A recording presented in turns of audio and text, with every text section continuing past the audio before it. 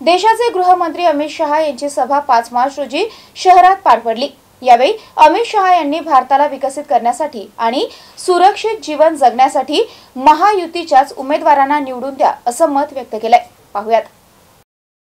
इंडियातील सर्व पक्ष घमंडी आहेत। मोदींसमोर एकत्र आलेले हे पक्ष घराणेशाहीने चालतात अशी टीका देखील त्यांनी केली आहे। या आयोजित सभेमध्ये अमित शहा यांनी निवडणूक प्रचाराचे रणशिंग फुंकले असून छत्रपती संभाजीनगरची जागा भाजप लढवणार असल्याचेही संकेत त्यांनी आपल्या भाषणातून दिले आहे। तसेच यावेळी हजारो हनुमान चालिसांचे वाटप करण्यात आले। या प्रसंगी मुख्यमंत्री देवेंद्र फडणवीस, प्रदेशाध्यक्ष चंद्रशेखर बावनकुळे, केंद्रीय मंत्री रावसाहेब दानवे, मंत्री भागवत कराड, मंत्री अतुल सावे, माजी मुख्यमंत्री अशोक चव्हाण, पंकजा मुंडे, विजया राहटकर, संजय केनेकर यांच्यासह क्लस्टरमधील लोकप्रतिनिधी, पदाधिकारी उपस्थित होते। या सभेला नागरिकांनी मात्र चांगला प्रतिसाद दिल्याचं बघायला मिळालं होतं। सर्जिकल स्ट्राइक और एयर स्ट्राइक कर पाकिस्तान के घर में घुसकर आतंकवादियों का सफाया करने का काम नरेंद्र मोदी जी ने किया। मुझे बताओ भाइयों बहनों, धारा 370 हटनी चाहिए थी या नहीं हटनी चाहिए थी?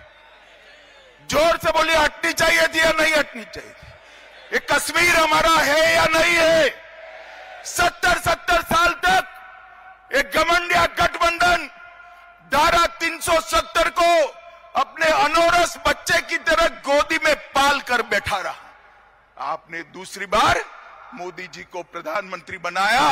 5 अगस्त 2019 को मोदी जी ने धारा 370 को समाप्त कर दिया। आज 5 तारखेला संध्याकाळी 5 वाजता छत्रपती संभाजीनगर शहरामध्ये आपल्या देशाचे गृहमंत्री आदरणीय अमितभाई शहा यांची जाहीर विराट सभा आपल्या छत्रपती संभाजीनगर शहरामध्ये आज संपन्न झाली।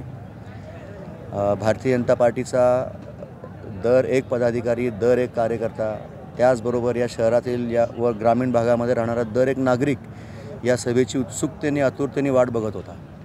मागच्या 10 दिवसापासून आम्ही गावागावांमध्ये, कॉलनीमध्ये, गल्लीमध्ये ह्या सभेसाठी प्रचार करत होतो। आज ज्या पद्धतीने या सभेला जनसागर इकडे आम्हाला दिसायला भेटला आणि जो आम्ही बघितला, मला असं वाटतं की ह्या शहरामध्ये आपण आज एका प्रकारनी इतिहासच घडवला आहे। युवक आपापल्या रीत्याने पाणी वाटत होते, नाश्ता स्वतः वाटत होते। तेवढंच नव्हे तर काही रामभक्त आपापल्या मर्जीने हनुमान चालिसा वाटत होते।